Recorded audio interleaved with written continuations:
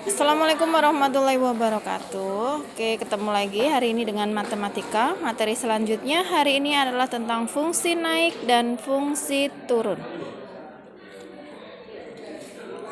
Perhatikan grafik berikut. Ini ada grafik fungsi fx. Ini ada sumbu x.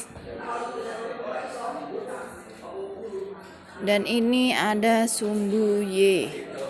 Maka ketika di sini x sama dengan a, nilainya adalah fa.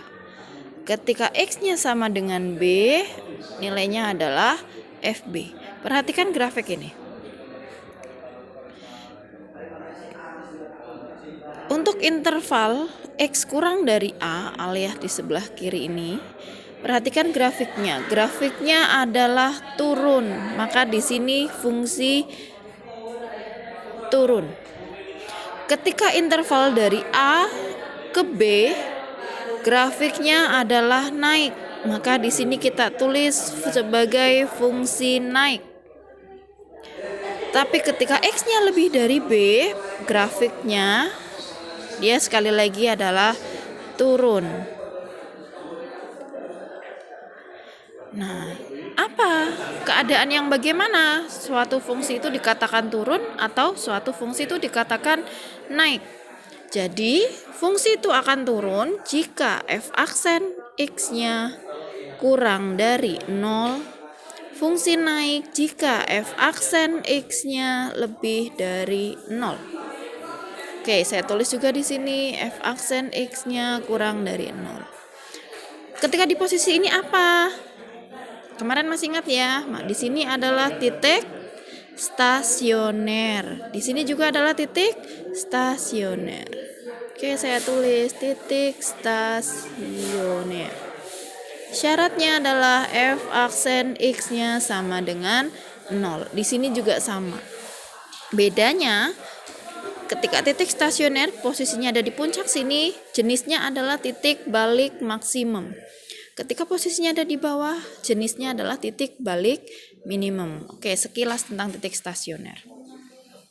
Paham ya? Oke, kita lanjutkan berikutnya untuk latihan soal.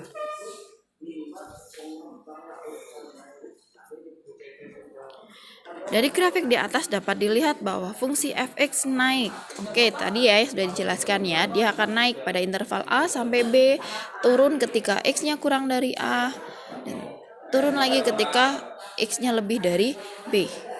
Kita langsung ke latihan soal. Jika fx sama dengan x kuadrat ditambah 4x dikurangi 12, tentukan interval di mana fx naik dan interval di mana fx turun. Langsung saja kita jawab. Kita cari dulu turunan pertama dari fx sama dengan x kuadrat ditambah 4x dikurangi 12. Maka diperoleh f aksen x-nya adalah 2x ditambah 4.